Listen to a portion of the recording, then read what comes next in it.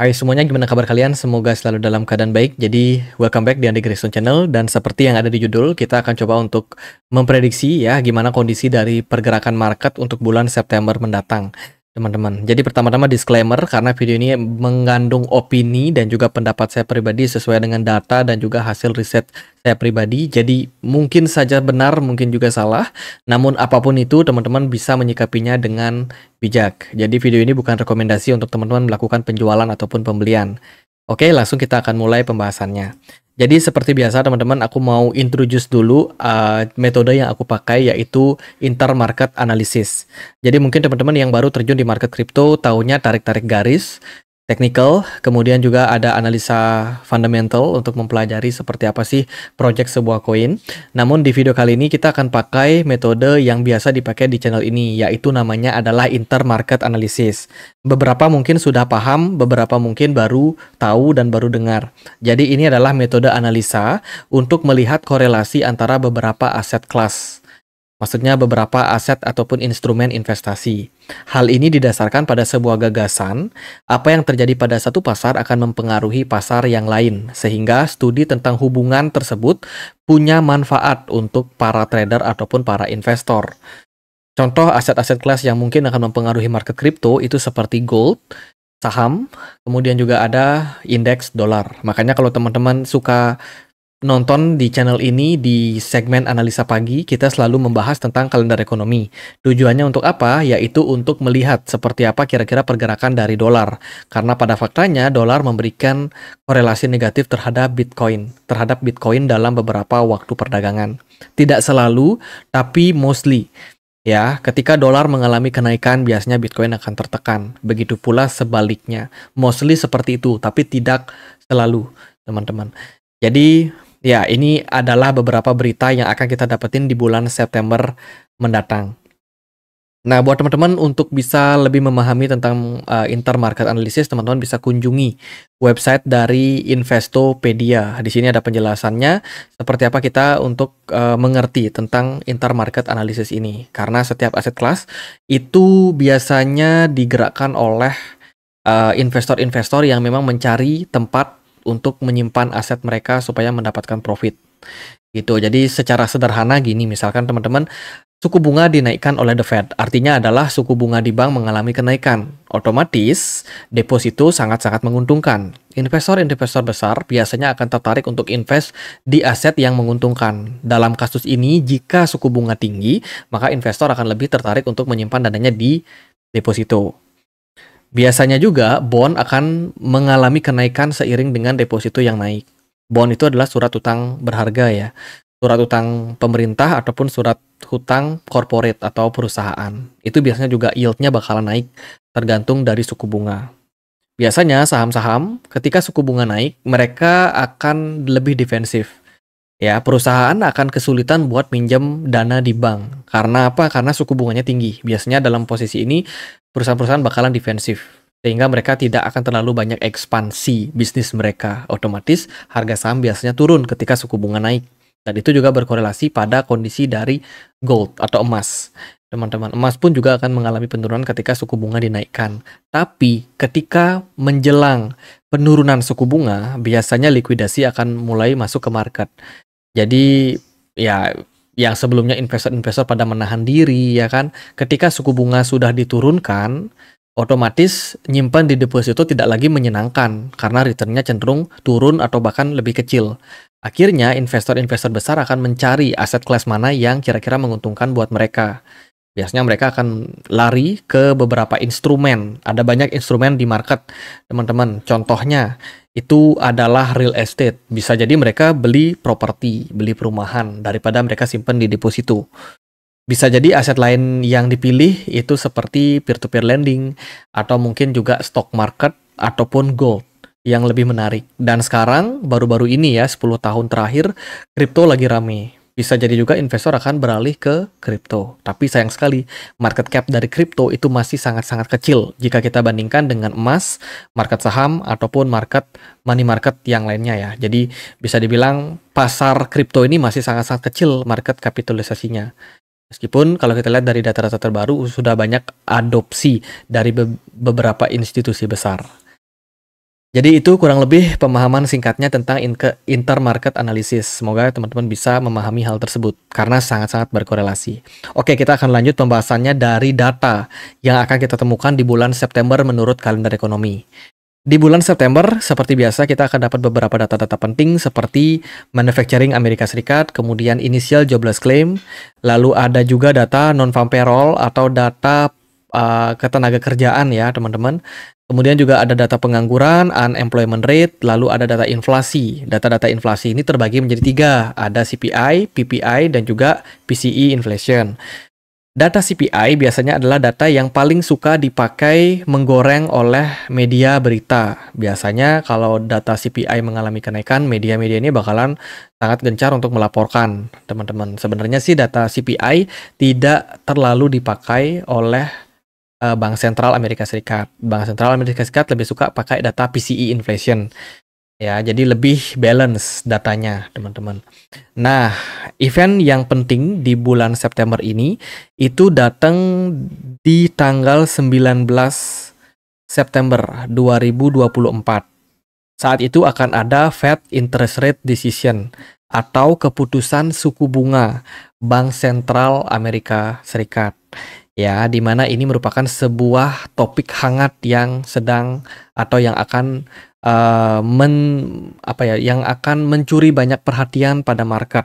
Karena pada pasalnya kalau kita melihat dari data terbaru di mana The Fed sudah hampir pasti bakalan menurunkan suku bunga. Terkait dengan berapa persentase The Fed akan memangkas suku bunga, pilihannya ada 2. Ada 25 basis poin dengan kemungkinan mayoritas. Ada juga kemungkinan yang lebih kecil persentasenya, yaitu 50 basis poin. Jadi sudah hampir pasti nih, The Fed bakalan memangkas suku bunga di bulan September. Tinggal kita cari tahu, kira-kira yang lebih realistis dipangkas 1/4 atau dipangkas 0,5%. Wow, ini bakalan sangat-sangat menarik.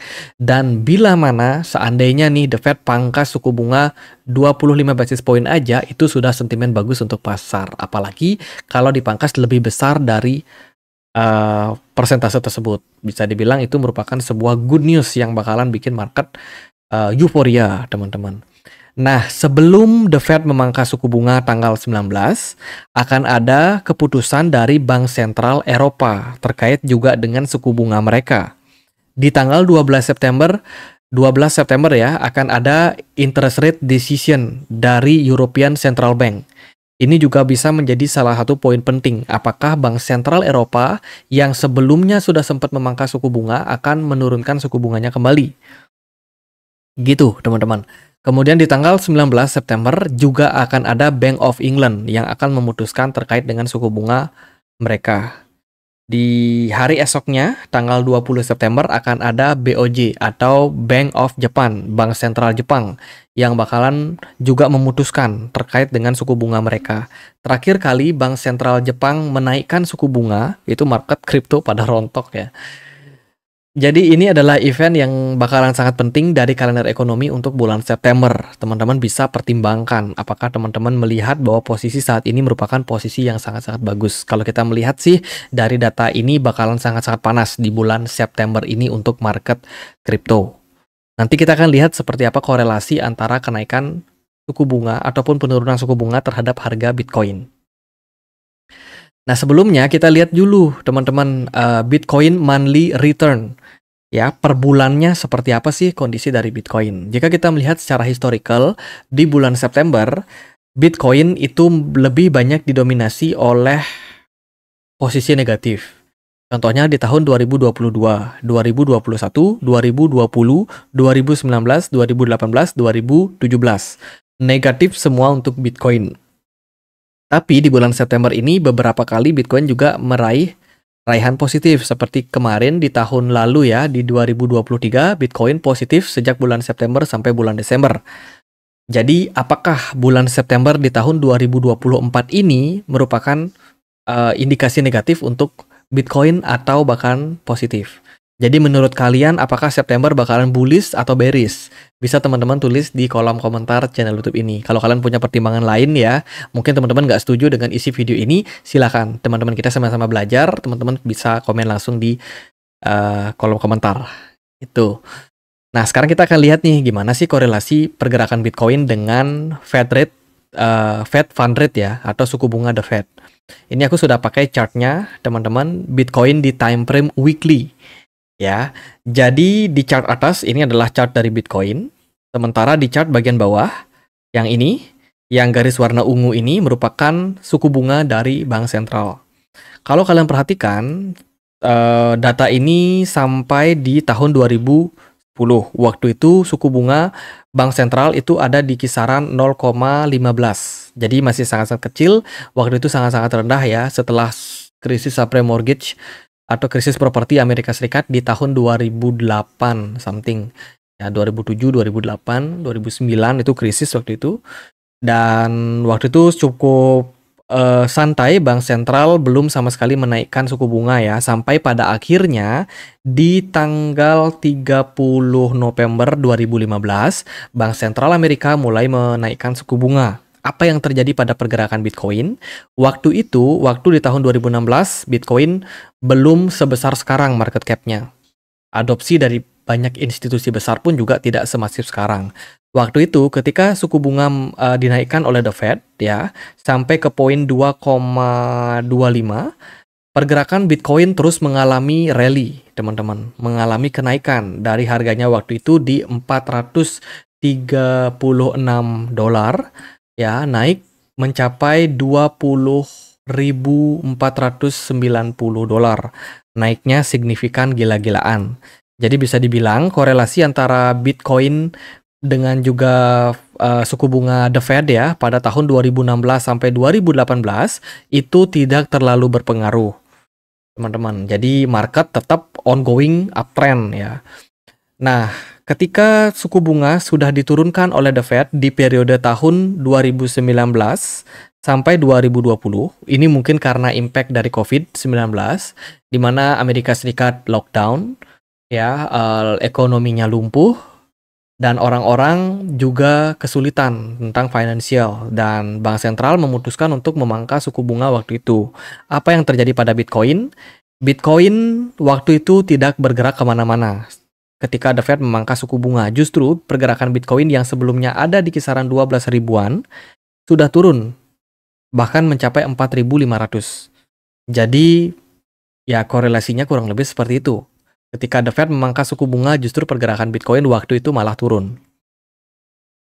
Nah, ketika pergerakan Bitcoin di tahun 2020 sampai 2021, waktu itu Bank Sentral mempertahankan suku bunganya di poin terendah, 0%. Teman-teman, Bitcoin rally waktu itu mencapai all-time high baru di kisaran level 64 ribuan something ya, 66 ribuan something. Gitu. Nah, ketika The Fed mulai menaikkan suku bunga di tahun 2021 karena inflasi yang sudah sangat-sangat tinggi, waktu itu Bank Sentral terpaksa menaikkan suku bunga disebabkan karena inflasi akibat cetak duit dan juga stimulus ekonomi yang dilakukan. Ya, waktu itu pergerakan Bitcoin justru malah bearish. Tapi bearishnya Bitcoin ini hanya sampai ketika suku bunga di 4%. Ketika suku bunga terus dinaikkan oleh The Fed ke 5,5%, Bitcoin sudah rebound terlebih dahulu. Nah, pertanyaannya sekarang adalah, apakah Bitcoin bakalan mengikuti historical yang terjadi pada tahun 2019?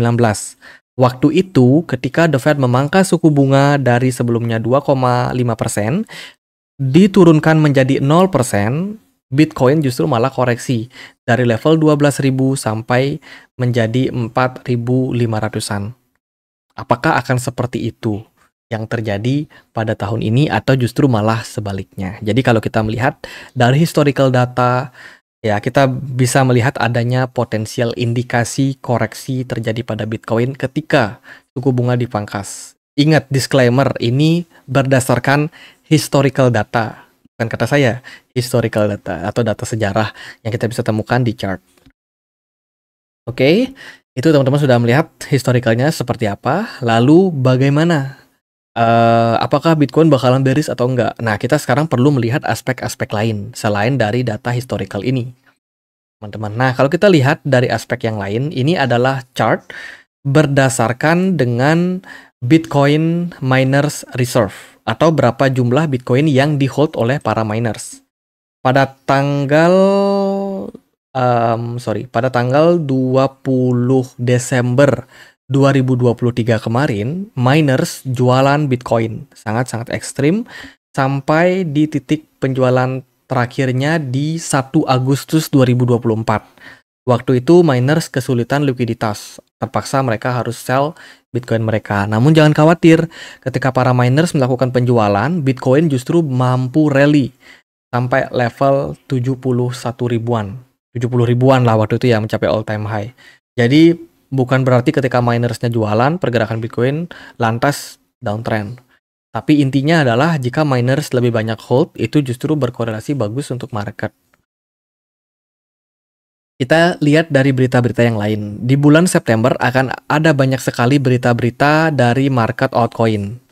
Teman-teman, ada beberapa upgrade dan juga migrasi yang akan terjadi. Nah, kita ulas dari market crypto mungkin akan memberikan impact terhadap Bitcoin atau tidak, kita tidak tahu pasti, tapi kita akan bacakan ya berita-berita yang ada di bulan September nanti. Yang bagus itu adalah dari Polygon, Matic akan migrasi menjadi token bernama POL. Selain itu juga ada beberapa upgrade, seperti Flow akan ada Crescendo Network upgrade. Selain itu juga dari Rune atau Thorchain itu akan ada hard fork upgrade. Kemudian dari project yang lain itu ada dari event token 2049 di Singapura, akan dihadiri 31 project crypto di sana, termasuk ada Cardano, Avalanche, Solana, BNB dan kawan-kawannya. Lalu akan ada juga European Blockchain Convention. Ini akan dihadiri 24 project, termasuk di dalamnya adalah Uniswap, Algorand, kemudian Alep Azero ya, ada Joe dan juga project-project yang lain. Jadi beberapa project itu mungkin akan menjadi katalis positif untuk market. Selain itu ada EOS yang akan hard fork. Lalu ada Chang upgrade. Nah, ini belum tahu apakah di bulan September atau di bulan yang lain karena di sini hanya tertulis Q3 2024. Kemudian juga ada potensial upgrade dari migrasinya render ya, yang bakalan migrasi dari RNDR menjadi render. Selain itu juga ada Phantom yang dikabarkan juga akan migrasi menjadi project barunya yaitu Sonic. Itu jadi dari market crypto ada beberapa positive news di bulan September. Kita juga belum mempertimbangkan adanya potensial distribusi lanjutan dari Mt. Gox. Saat ini kondisi dari kepemilikan Mt. Gox untuk Bitcoin itu cuma sekitar 46.000 Bitcoin saja setelah dia melakukan distribusi. Dari sebelumnya jumlahnya adalah 142, sudah didistribusikan, saat ini cuma punya 49.000 saja.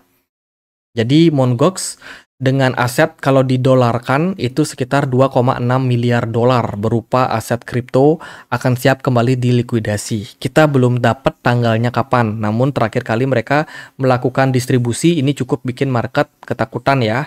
Seminggu lalu mereka ada distribusi yang cukup besar dan juga masif di beberapa exchange kayak Bitstamp dan juga Kraken.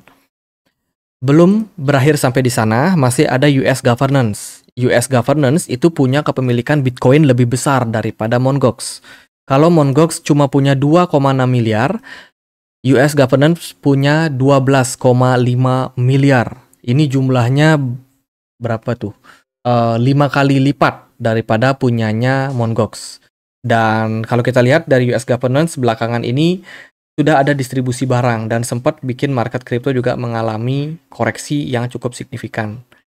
Gitu. Jadi kalau kita lihat dari faktor lainnya, ini juga bisa menjadi salah satu faktor negatif untuk market ya. By the way, US governance ini atau pemerintah Amerika Serikat ini dapat Bitcoin dari hasil sitaan mereka. Jadi bukan dari hasil pembelian.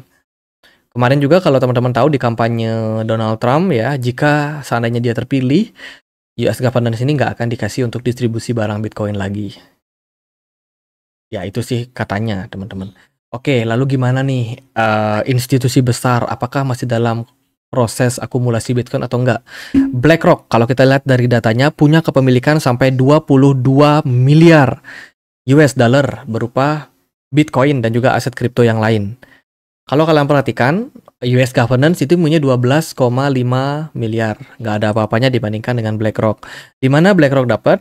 Dia dapat dari investasi bernama Build. yang mereka sudah bangun sebelumnya dengan Ondo Finance dan juga proyek-proyek yang lain. Teman-teman, dengan ya diciptakannya salah satu aset investasi fund ini ya, Build ini memperkokoh posisi dari BlackRock yang sejak bulan Januari kemarin terus melakukan distribusi terhadap Bitcoin. Dan saat ini dia punya kepemilikan sampai 353.000 Bitcoin dan terus terakumulasi sepanjang tahun 2024 ini. Oke, itu adalah fakta-fakta yang kita temukan, teman-teman. Data-data yang ada pada market yang kemungkinan akan memberikan impact terhadap market dari Bitcoin-nya sendiri. Dan kalau aku sendiri melihat potensi Bitcoin saat ini sedang dalam tahap konsolidasi. Jadi kita sudah melihat nih korelasi antara gimana sih kalau kondisi dari suku bunga The Fed ya diturunkan, apakah Bitcoin-nya bakalan positif atau enggak, secara historical negatif. Secara poin yang lain seperti distribusi Mt. Gox dan juga US government harus diwaspadai tentang adanya potensi penjualan. Namun kita juga harus melihat BlackRock terus melakukan akumulasi. Ya, miners belakangan ini sudah mengurangi jumlah aset kripto yang mereka jual. Semoga ini juga bisa menjadi katalis positif untuk Bitcoin. Sementara itu bulan September biasanya negatif untuk market kripto. Menurut kalian, Bitcoin naik apa turun tahun ini? Kalau dari saya sendiri masih melihat positif aja teman-teman, karena saya sendiri nggak terlalu mempedulikan ya harga jangka pendek pada Bitcoin. Kalau saya melihat dari jangka waktu long term, mungkin middle term ya, waktu menengah aja, saya melihat pergerakan Bitcoin bakalan sangat-sangat punya potensi. Mungkin saja ketika pemangkasan suku bunga nanti ya, market justru malah sell on news. Mungkin saja seperti itu, karena kan Bitcoin sudah rally sejak sejak 2022 kemarin ya, Bitcoin udah rally duluan. Jadi kalau nanti seandainya ada koreksi, menurut saya itu cukup wajar dan masih bisa diterima. Tapi secara long term, ketika suku bunga sudah turun, teman-teman, saya yakin kalau pergerakan Bitcoin akan kembali mencapai all time high yang baru. Ya, jadi kalau dari saya sih pandangan saya tetap middle term aja, nggak suka jangka pendek. Untuk saat ini sih kalau secara teknikal kita melihat pergerakan Bitcoin ini ada kecenderungan membentuk pola bull flag. Mungkin jika kita telisik lebih dalam itu sebenarnya kayak descending broadening wedge pattern. Jadi polanya itu adalah potential bull flag. Bull flag pattern itu kayak gini. Biasanya memang pergerakannya konsolidasi agak turun, teman-teman. Tapi ketika dia dapatkan momentum bagus, breakout, biasanya harganya akan mengalami rally dan juga kenaikan. Target-target saya nggak berubah jauh ya, masih di kisaran level 90 ribuan untuk Bitcoin di tahun ini. Mungkin nggak di September, mungkin sampai di November atau Desember ya, setelah pemilu Amerika Serikat. In case Donald Trump kepilih, target 90 ribu saya rasa cukup realistis untuk dicapai Bitcoin tahun ini. Tapi balik lagi ya, ini kita bicara soal bulan September. Ada potensial teman-teman untuk pergerakan Bitcoin justru malah koreksi ketika The Fed memangkas suku bunga. Namun apapun itu, saya rasa bukan menjadi sebuah halangan bagi teman-teman yang memang punya view ke depan secara jangka panjang untuk melakukan akumulasi. Karena against, yang namanya prediksi bisa salah, apapun bisa terjadi jika teman-teman memang sudah punya aset kripto saat ini, entah itu Bitcoin ataupun altcoin. Teman-teman punya conviction, punya kepercayaan diri buat hold, saya rasa itu sudah aman banget untuk posisi sekarang, teman-teman. Jadi gitu aja video kali ini, semoga bisa bermanfaat, dan akhir kata saya Andre. Satu lagi, kita punya komunitas diskusi di Telegram, buat yang mau join linknya di kolom deskripsi video ini. Akhir kata saya Andre, makasih.